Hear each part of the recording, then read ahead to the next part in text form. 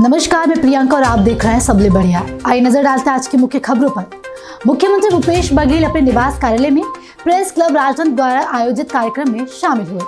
उन्होंने कार्यक्रम के दौरान प्रेस क्लब राजनांद गांव में 75 लाख रुपए की लागत से विस्तारित भवन का लोकार्पण किया और साथ ही पत्रकार कॉलोनी का भूमि पूजन भी किया। मुख्यमंत्री भूपेश बघेल ने राजनांद गाँव में पत्रकारों के लिए आवंटित आवासीय भूखंड में आवश्यक विकास कार्यों के लिए 1 करोड़ 80 लाख रुपए की राशि प्रदान करने की घोषणा की।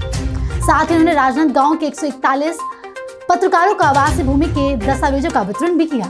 इस अवसर पर अध्यक्ष छत्तीसगढ़ युवा आयोग जितेंद्र मुदलियार सहित प्रेस क्लब राजनांद गांव के अनेक पदाधिकारी उपस्थित थे। राज्य वन अनुसंधान एवं प्रशिक्षण संस्थान छत्तीसगढ़ रायपुर में आवर्ती चराई योजना प्रबंधन विषय पर वन कर्मचारियों के लिए 16 से 17 अगस्त तक 2 दिवसीय प्रशिक्षण का आयोजन किया गया, जिसका बीते मंगलवार को मुख्यमंत्री के सलाहकार प्रदीप शर्मा ने शुभारंभ किया।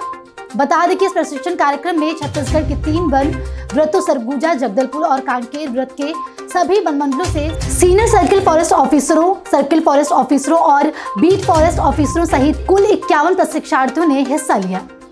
प्रशिक्षण कार्यशाला में प्रदीप शर्मा ने संबोधित करते हुए कहा कि वन क्षेत्रों में चयनित स्थानों पर पशुओं के लिए पानी, चारे की व्यवस्था उपलब्ध कराना और लोगों को आयमूलक गतिविधियों के माध्यम से उनके जीवोपार्जन को सुदृढ़ के साथ आय में वृद्धि करना इस योजना का मुख्य उद्देश्य है। इस प्रशिक्षण कार्यक्रम की अध्यक्षता संस्थान के प्रधान मुख्य वन संरक्षण और निदेशक अतुल कुमार शुक्ला द्वारा किया गया। आजादी की 75वीं वर्षगांठ पर जनसंपर्क विभाग द्वारा लगाई गई छायाचित्र प्रदर्शनी युवाओं और स्कूली बच्चों सहित आमजनों को लुभा रही है। बता दें कि प्रदर्शनी छत्तीसगढ़ के स्वतंत्र संग्राम सेनानियों पर केंद्रित है। इसके साथ ही प्रदर्शनी में राज्य की नवाचार योजनाओं को भी छायाचित्रों के माध्यम से प्रदर्शित किया गया है। लगभग 1 सप्ताह तक ये प्रदर्शनी चलेगी। इस प्रदर्शनी के दूसरे दिन आम नागरिकों, युवाओं के साथ ही प्रोफेसर JN पांडे उत्कृष्ट हिंदी माध्यम स्कूल के बच्चों ने भी अवलोकन किया और प्रदर्शनी की सराहना की। जानकारी के लिए बता दें कि टाउन हॉल में लगाई गई इस प्रदर्शनी को 2 हिस्सों में बांटा गया है।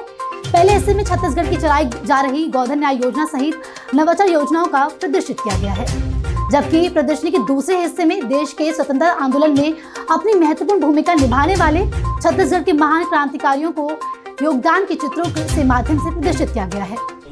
यह प्रदर्शनी 21 अगस्त तक चलेगी। मुख्यमंत्री भूपेश बघेल ने राजधानी रायपुर के न्यू सर्किट हाउस के कॉन्क्लेव हॉल में आयोजित श्रमवीर सम्मान 2022-23 समारोह को संबोधित किया। सम्मान समारोह में मुख्यमंत्री ने जांजगीर चांपा जिले के ग्राम पिहरीद में राहुल साहू के रेस्क्यू ऑपरेशन के दौरान रिकॉर्ड 109 घंटे जीवन कवरेज करने वाले 61 पत्रकारों को श्रमवीर सम्मान से सम्मानित किया। मुख्यमंत्री भूपेश बघेल ने कहा कि राज्य सरकार द्वारा पत्रकारों को स्वास्थ्य बीमा का लाभ दिलाने के लिए जल्द पहल की जाएगी। मुख्यमंत्री ने कहा कि विधानसभा के आगामी शीतकालीन सत्र या बजट सत्र में पत्रकार सुरक्षा कानून लाया जाएगा। कार्यक्रम का आयोजन भारतीय श्रमजीवी पत्रकार संघ की छत्तीसगढ़ इकाई द्वारा किया गया। मुख्यमंत्री भूपेश बघेल के निर्देश पर राज्य के शासकीय कर्मचारियों को 6% महंगाई भत्ते देने का आदेश जारी कर दिया गया है। वित्त विभाग द्वारा जारी आदेश में उल्लेख किया गया है कि राज्य शासन के कर्मचारियों को माह मई 2022 से 7वें वेतनमान में 22% की दर से और 6वें वेतनमान में 174% की दर से महंगाई भत्ता दिया जा रहा है। जारी आदेश के अनुसार राज्य के शासकीय सेवकों को 1 अगस्त 2022 से 7वां वेतनमान के महंगाई भत्ते में 6% की वृद्धि करते हुए 28% की दर से और 6वें वेतनमान में 15% की वृद्धि करते हुए 189% की दर से महंगाई भत्ता दिया जाएगा। राज्य शासन द्वारा यह भी निर्णय लिया गया है कि बढ़े हुए महंगाई भत्ते की राशि 1 अगस्त 2022 से नगद भुगतान किया जाएगा। जानकारी के लिए बता दें कि महंगाई भत्ते की गणना मूल वेतन के आधार पर की जाएगी। इससे विशेष वेतन, व्यक्तिगत वेतन शामिल नहीं होगा। मुख्यमंत्री भूपेश बघेल के नेतृत्व में छत्तीसगढ़ सरकार द्वारा बस्तर संभाग के वनांचल क्षेत्रों में शांति, सुरक्षा और विकास कार्यों में स्थानीय युवक युवतियों को रोजगार के अवसर सहित क्षेत्र में सकारात्मक योगदान सुनिश्चित करने के लिए उद्देश्य से बस्तर फाइटर्स नामक विशेष बल के गठन के लिए नवीन पदों के सृजन की स्वीकृति प्रदान की गई थी।